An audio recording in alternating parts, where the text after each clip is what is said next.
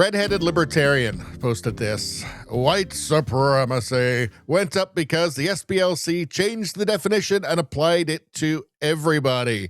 Supply and demand problem fixed. Effing magicians. Well, it was also the ADL. And I've shown you their hate map before and how absurd it is. But Rabbit Hole posted this. The rise of white supremacy was a media-generated narrative. This is observable. Well, let's take a look. Term, frequency, in popular U.S. newspapers. White supremacy. So let's see, 2010 to 2020. New York Times up almost 3,000%. Los Angeles Times up 9,700%. Washington Post up 6,700%. Wall Street Journal up 1,600%. You know, there was always a leftist bias, but it was right around, well, Trump's first term, that it just went mad, right? They decided that their job was no longer to even pretend they had any objectivity. It was now just activism.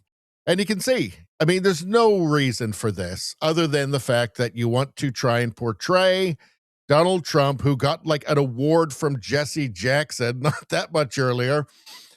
You want to portray him as a white supremacist for political reasons. This is what happens. So manufactured, completely manufactured, right? And yeah, SPLC, focus on the family, just like a normal Christian organization.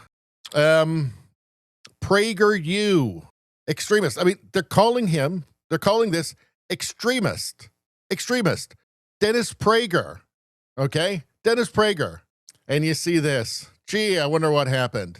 I guess just everything became extreme. Anything that wasn't left-wing became right-wing extremism or white supremacy. Totally manufactured in collusion with organizations like the ADL and the Southern Poverty Law Center, right? Yeah.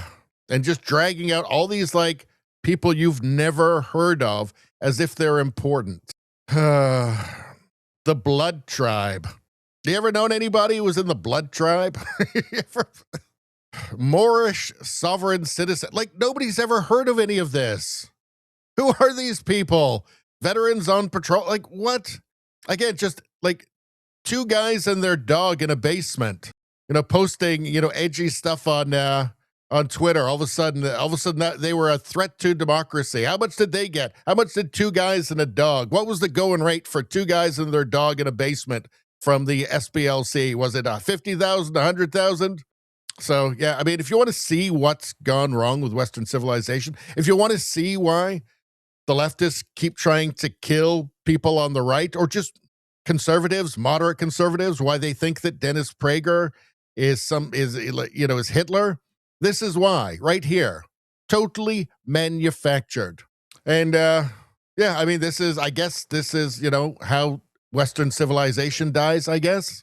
Hopefully not, but they're working hard for it. The New York Times, the Los Angeles Times, and the Washington Post, and the Wall Street Journal, all working hard to completely derange and destroy Western civilization, apparently, by making Western civilization hallucinate itself into what, I guess, revolutionary communism.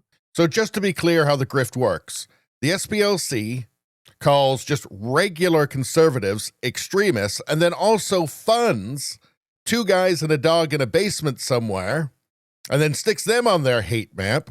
And then the mainstream media uses them as a resource to prove that there's a Nazi around every corner.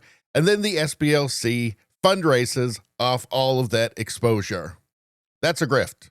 Sarah Bedford, the SPLC paid more than $1 million to a neo-Nazi group that it had declared effectively dead years earlier. Oh, I guess they needed them, though, so they had to resurrect them by throwing them $1 million. At the same time, the neo-Nazi group was fighting in court for $160,000 it said was vital to its survival. So SPLC allegedly spent, Washington Examiner, over $1 million infiltrating hate group, publicly claimed it was almost irrelevant. Despite publicly portraying the National Alliance as a barely functional and therefore barely dangerous organization, the SPLC paid more than $1.1 million to informants within it from 2014 onward. What you see, the thing is, they needed this to happen. This happened. And by the way, along with this comes a lot of fundraising, a lot of money, right? I mean, the SPLC has almost $800 million in its coffers, right? So all of it is necessary. This is necessary for all of that. And the problem is pretty deep and pretty ingrained now. Anyway, that's all I'm going to say about that. Please like, share, and subscribe. Subscribing really helps me out. I thank you for that. I will see you next time.